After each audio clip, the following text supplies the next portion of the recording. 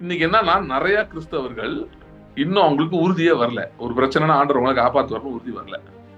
ஆண்டவர் ஏன் இப்படி பண்ணிட்டார் பிரதர்? 30 வருஷம் சர்ச்சுக்கு போறோம், இப்படி கேள்வி கேட்கறாங்க. என்னை ஏன் கைவிட்டாரு? அதை நம்ம நார்மலைஸ் வேற பண்றோம். என்ன சொல்றோம்? அது சில நேரங்கள்ல அப்படி ஆகலாம்ல, என்ன பண்றது?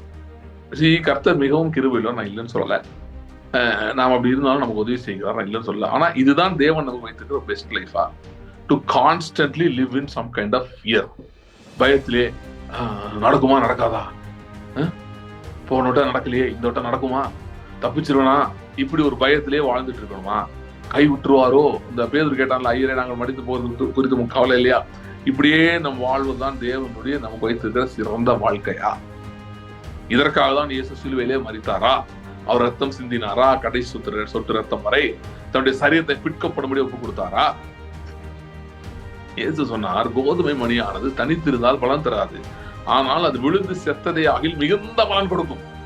அப்ப இயேசு கிறிஸ்து என்ன சொன்னாரா? நான் மரிப்பது, நான் சிலுவைக்குள்ள போய் நான் மரிப்பது, அடக்கம் பண்ணப்பட்டு உயிர் தெழுவது எதுக்கு என்றால் என்னை போலவே கோதுமை மணிகள் எழுப்ப வேண்டும் என்பதற்காக. கிறிஸ்துவுக்குள் அது நடந்து விட்டது. அவர் சிலுவையில மரித்து உயிர் தெழும்போது நம்முடைய ஆவி உயிர் தெழுந்து விட்டது. அவர் spirit man rose with him. Okay, அந்த தைரியத்துலதான் நம்ம வாழ்ந்து கொண்டிருக்கிறோம். மார்க் 11:23 ஏன் நம்ம பிரசங்கம் பண்ண முடியும், ஏன் அதை தியானிக்க முடியும்னா அந்த தைரியம். எந்த தைரியம்? கிறிஸ்துவின் ஆவி நமக்குள்ள இருக்கிற தைரியத்தினால். கிறிஸ்துவின் ஆவி மட்டும் நமக்குள்ள இல்லைன்னா நாம் இதையெல்லாம் பேசவே முடியாது. நம்ம எப்படி நம்ம சொல்றது எதுக்கு மழை கேட்கணும்?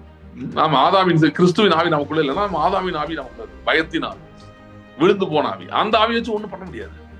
நம்ம கிறிஸ்துவின் ஆவி அருளப்பட்டிருக்கிறதுனாலதான் நம்ம தைரியமா நாமும் மார்க் 11:22-23 வசனங்கள் நமக்கும் பொருந்தும், நம்மால அதை செயல்படுத்த முடியும் என்று உறுதியாக நம்மால் சொல்ல முடிகிறது. எதனால? கிறிஸ்துவின் ஆவி நமக்கு அருளப்பட்டிருக்கிறதுனால.